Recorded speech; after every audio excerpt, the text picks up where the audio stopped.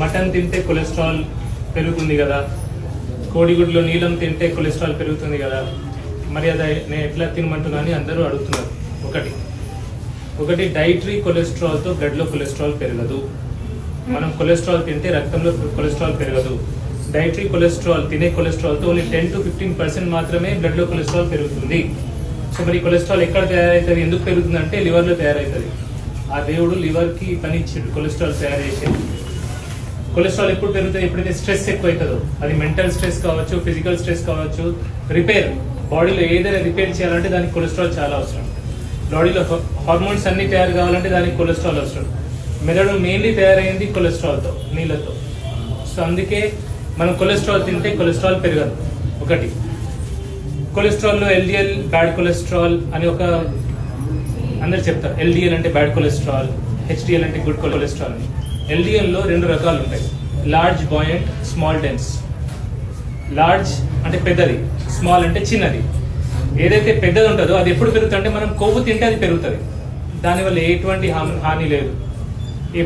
Small dense ఏదైతే చిన్నది పెరుగుతుందో అప్పుడు డేంజర్ ఉంది. ఈ చిన్నది ఎప్పుడు పెరుగుతుంది అంటే ఎప్పుడైతే మనం ఎక్కువ కార్బోహైడ్రేట్స్, ఎక్కువ స్వీట్స్, షుగర్స్, ఫ్రూట్స్ ఎక్కువ తీసుకుంటామో అప్పుడు ఈ చిన్న ఎల్డిఎల్ అనేది పెరుగుతుంది.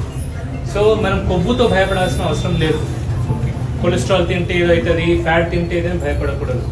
ఎక్కువ అన్నం తింటే అవుతుంది, ఎక్కువ కార్బోహైడ్రేట్స్ తింటే ఎక్కువ అవుతుంది, ఎక్కువ రిఫైన్డ్ ఫుడ్స్, బిస్కెట్లు తింటాం, మనం చాయ్లో చక్కెర వేసుకొని తాగుతాం, ఎక్కువ ఫ్రూట్స్ తింటే కూడా అవుతుంది. ఎందుకంటే ఎక్కువ ఫ్రూట్స్ లో ఫ్రక్టోజ్ ఉంటుంది, ఫ్రక్టోజ్ డైరెక్ట్లీ లివర్కి వెళ్తుంది. దానివల్ల కూడా నాన్ ఆల్కహాలిక్ లివర్ డిజీజ్ వస్తుంది, ఫ్యాటీ లివర్ డిజీజ్ వస్తుంది. దానికి వాడు మందు తాగాడు కానీ స్కాన్ చేస్తే ఫ్యాటీ లివర్ వచ్చింది. ఎందుకు వస్తుంది అంటే ఎక్కువ షుగర్స్ వల్ల వస్తుంది, తర్వాత ఎక్కువ ఫ్రూట్స్ తింటే వస్తుంది.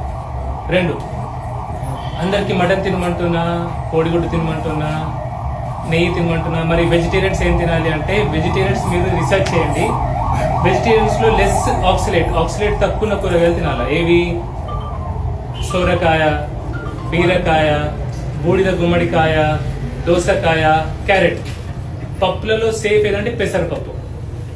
ఇది సెకండ్. నేను ఇది తినమని అంటలేను, అసలు మిమ్మల్ని ఏం తినొద్దు అంటలేను, నాకు తెలిసింది మీకు చెప్తున్నా. ఓకే. 3వది, ఇప్పుడు ఇక్కడ హైదరాబాద్ నుంచి ఎంతమంది?